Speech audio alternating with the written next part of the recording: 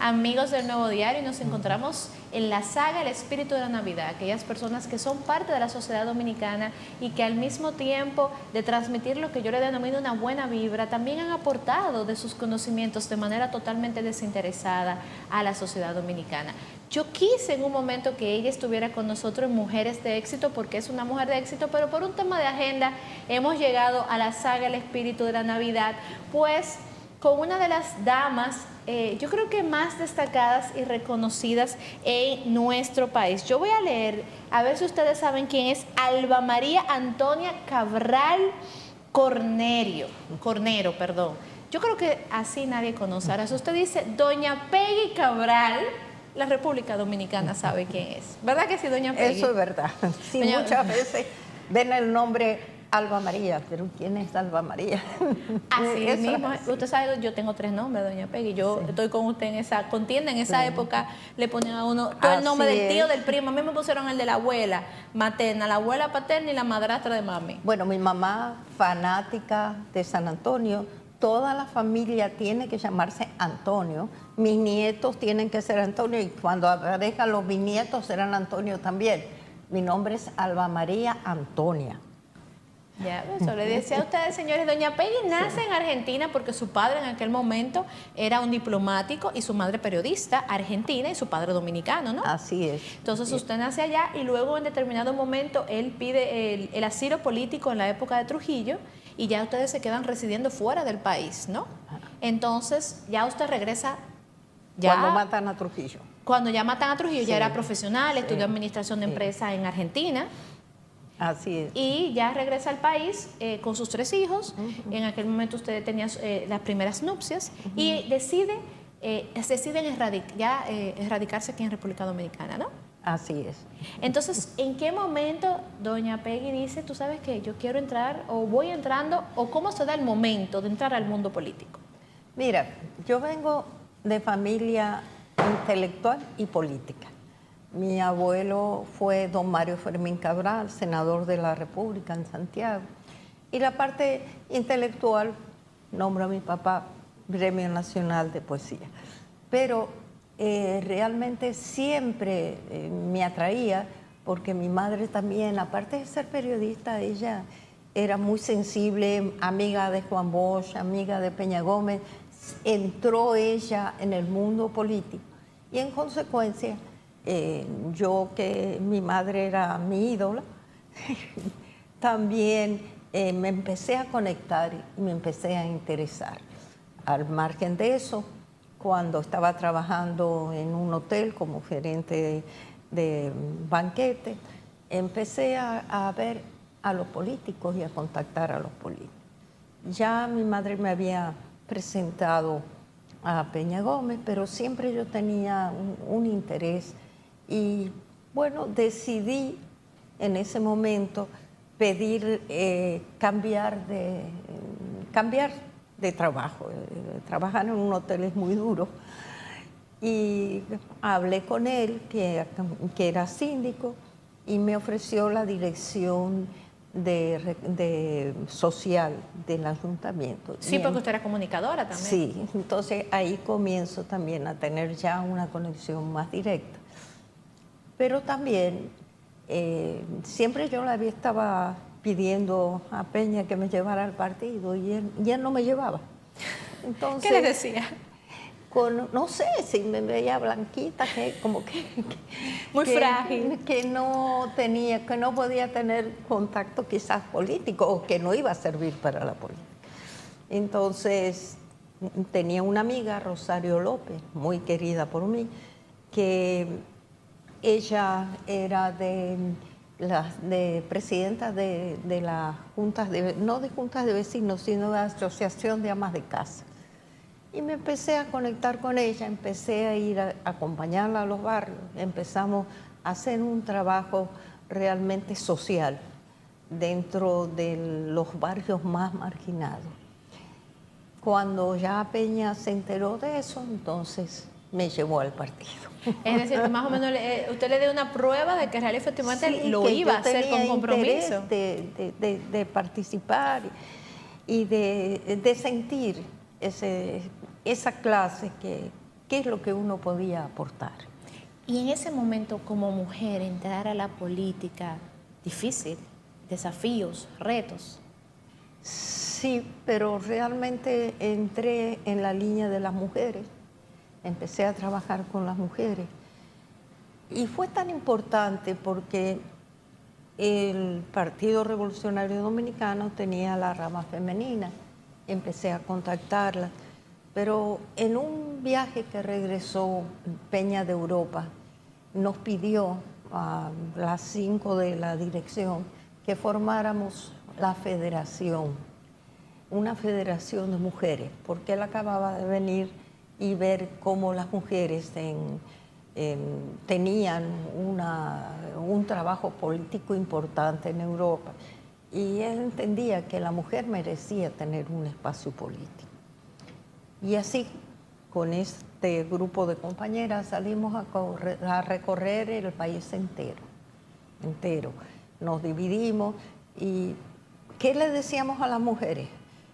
Que ingresaran y que realmente dijeran lo que querían, los cambios que realmente querían. ¿Y cómo se da entonces? Porque luego ustedes ya entonces empiezan a ser pareja. Se contraen nupcias que se casaron el mismo día de mi cumpleaños, que yo cumpleaños el 19 de diciembre, y se casaron el 19 de diciembre del 1986. En la casa de don Enzo Mastrolini. Fuimos muy pequeña la boda, con la familia solamente. ¿Cómo era esa dinámica de trabajar política con su esposo? Usted teniendo su propio liderazgo, porque eso es importante resaltarlo. No, yo no tenía mi propio liderazgo. Yo fui construyendo un liderazgo a medida que me fueron conociendo y a medida que vieron que yo trabajaba, que no estaba de adorno. Porque muchas veces cuando los maridos ponen a lo mejor a sus mujeres a hacer algo y no lo hacen, están tímidamente, entonces no las aceptan.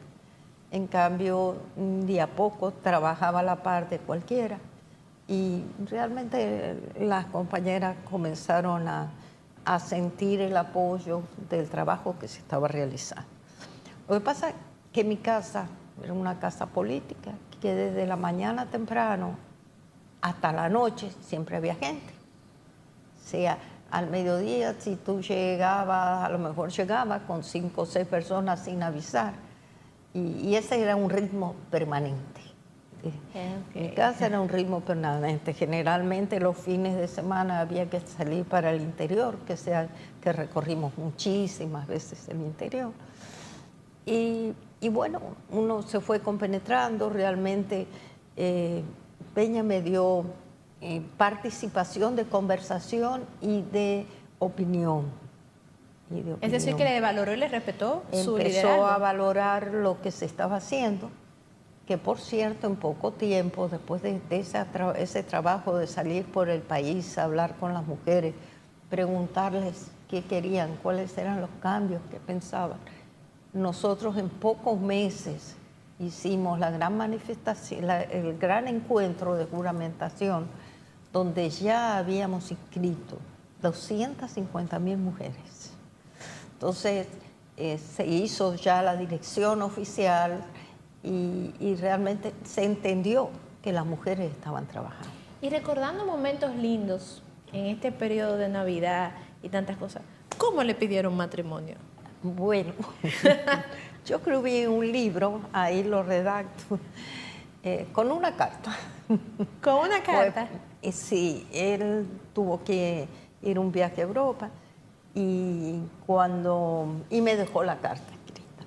Para que usted lo pensara. Para que yo lo pensara. Porque recordemos que en esa época no estaban todos dispositivos para estarse comunicando así. Nada, lo que había eran unos grandes teléfonos que uno hablaba cuando a veces entraba la comunicación. Y no, que va, era otra cosa. Yo digo, ¿cómo vivimos sin los celulares en esa época? porque ahora no se vive sin celular. ¿Y no le dio miedo ser la esposa de un hombre, como usted decía, que no tenía vida privada? Porque él era José Francisco Peña Gómez era del pueblo dominicano. Totalmente. Peña no, ni siquiera yo te diría que fue líder solamente de su partido. Él está en 10 partidos políticos. No, no me dio miedo porque realmente compartimos y me dio participación. Y déjame decirte, nosotros no teníamos 2 días iguales y no había mes que no estuviéramos viajando. O sea, que estaban en constante dinámica. La vida política no solamente era la vida política dominicana, sino también la internacional. Él le daba tanta importancia a la parte internacional con la responsabilidad que tenía como el trabajo político local para su partido y para el país. Ustedes sacrificaron mucho los dos, porque usted también tuvo que sacrificar para estar, siempre estaba al lado de él. Así es. ¿Fue justa la sociedad dominicana con él, con ustedes? Mira, con él, yo te puedo decir que yo entiendo que este pueblo lo quiso muchísimo, pero que todavía lo quiere. Lo extraña, lo extrañamos. Y sobre todo, lo admiran, y se admiraba en su momento, su forma de actuar, su independencia, su personalidad, su estar siempre disponible. Ese lema de primero la gente, eso era una realidad. Eso no era un sistema de vida. Tú llegabas a mi casa, que él siempre estaba disponible. Tú le comentabas un problema, ya el problema era de él. Y buscaba la solución en la mayoría de los casos. De todo tipo, de salud. Nosotros mandábamos gente a Cuba, que en un momento dado el ministro me dijo, ya no podemos estar recibiendo más, porque había un problema, me acuerdo que se resolvía mucho en Cuba, de riñones, y cada persona que tenía un problema la mandábamos para allá. ¿Y cómo se da ya en esta parte ese mensaje donde... Pero déjame decirte algo, dígame. No solo él se preocupaba por los problemas que recibía, sino por la educación. Toda la dirección de su partido la mandó a España, a Venezuela, que en su momento tenían un programa educativo muy bueno, a Israel, a todos los lugares donde podíamos conseguir becas o programas de adiestramiento político. La dirección completa del partido fue enviada por él. Eso es importante, señores, porque por eso quiero señalar, sí, la formación del político se ha diluido. Totalmente. Y en aquel momento el doctor se encargaba de que realmente efectivamente fueran políticos de carrera. Así es. Doña Peggy, ¿en qué momento nace ese mensaje donde él perdona a sus adversarios? ¿Cómo él le dice, Peggy, quiero grabar esto? Eso fueron pocos días antes de morir. Él murió el 10 de mayo. Yo no tengo la fecha, si te la digo a lo mejor miento. Podría buscar y encontrarla. Pero posiblemente 10 días antes, 15 días antes, me dice, vamos a hacer un documento, un spot. Y en ese spot, que también a mí me sorprendió, dice, yo lo perdono. O sea, 10 días antes. Pero no fue eso solamente.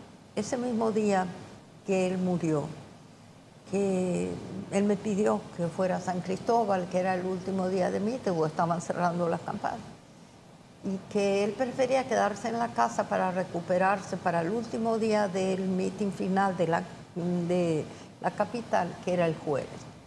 Entonces yo fui a San Cristóbal. Cuando estoy regresando, con ese teléfono grandote, él me llama que me vaya para el distrito, que Pedro está cerrando la campaña aquí. Y luego regreso. Cuando regreso, ya es tarde, son como las 8 de la noche. Cuando llego, lo encuentro un poco agitado, llamo a los médicos. Y un rato antes, una hora antes de fallecer, empieza a darme órdenes, porque hasta en ese estado estaba dando. mira, llama a fulano, dile tal cosa, llama a sultano, dile tal otra, y para el meeting del jueves vamos a hacer tal cosa, horas antes de morir. Pero en una me dice, y dile a el de comunicaciones, creo que era Caminero que estaba, que a las 10 de la noche pasa el spot, yo lo perdono. Eso, bueno, yo hice todo lo que él me pidió. Y a las 10 de la noche, ya cuando lo estábamos cambiando para llevarlo, porque el médico me dijo que quería traerlo a la clínica, falleció. A las mismas 10 de la noche, en el momento que se pasa, yo lo perdono. Increíble. Pero rato después, unos 10 minutos después, o 15 minutos después, llaman de la casa de Balaguer y me da el mensaje la persona que ellos quieren que el lunes a las 10 de la mañana esté Peña viendo a Balaguer, que lo va a apoyar.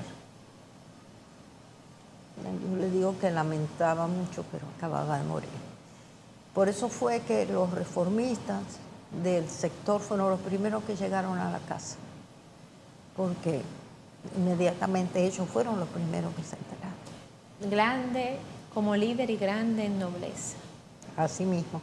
Todo organizado en ese momento. Luego de esta, cuando parte, usted entra ya a una manera activa porque asume entonces la vicealcaldía de la mano con también el extinto don Johnny Ventura. Johnny Ventura.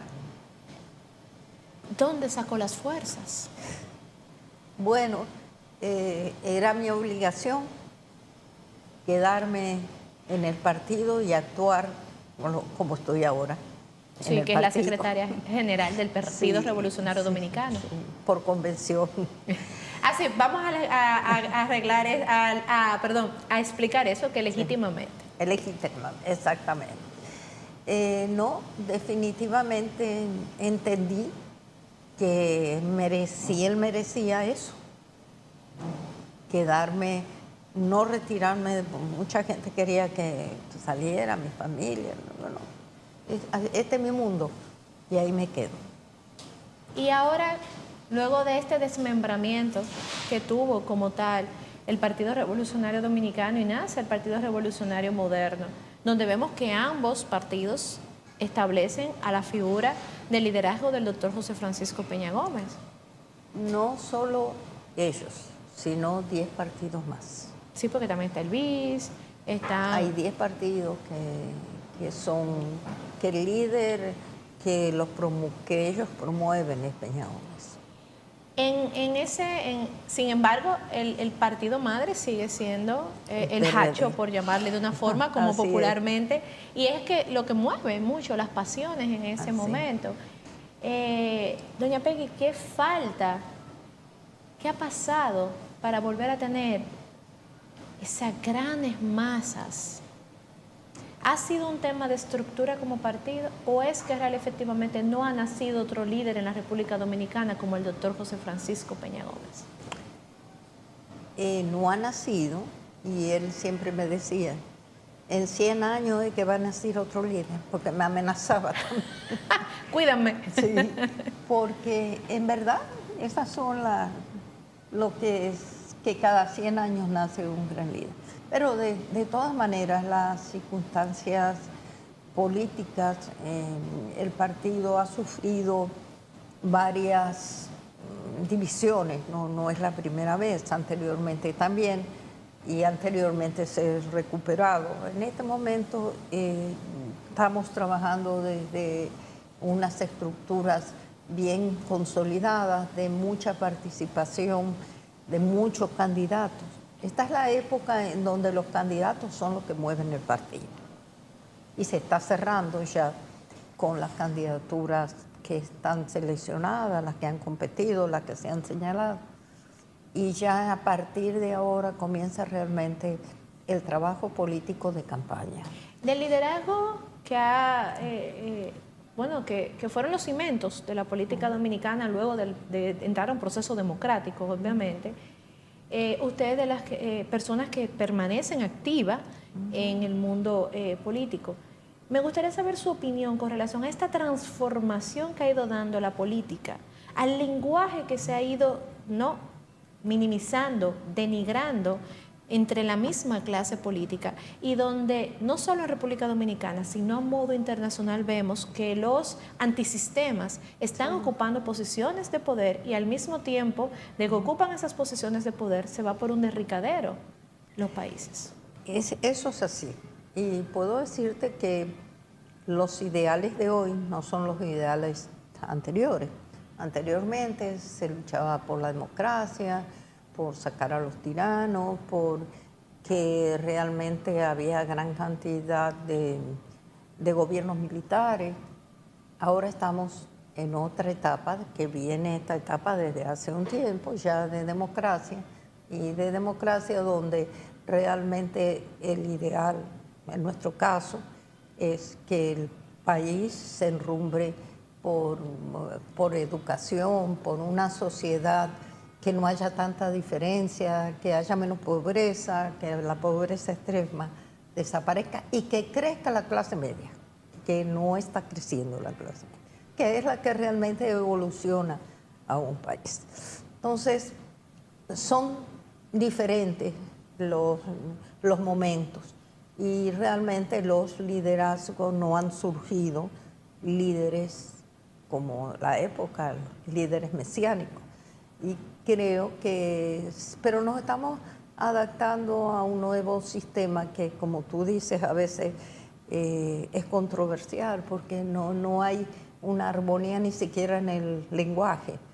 Sí, hay un desprecio a veces por un político que está en otro partido, que lo degradan, que hay circunstancias que no es la correcta.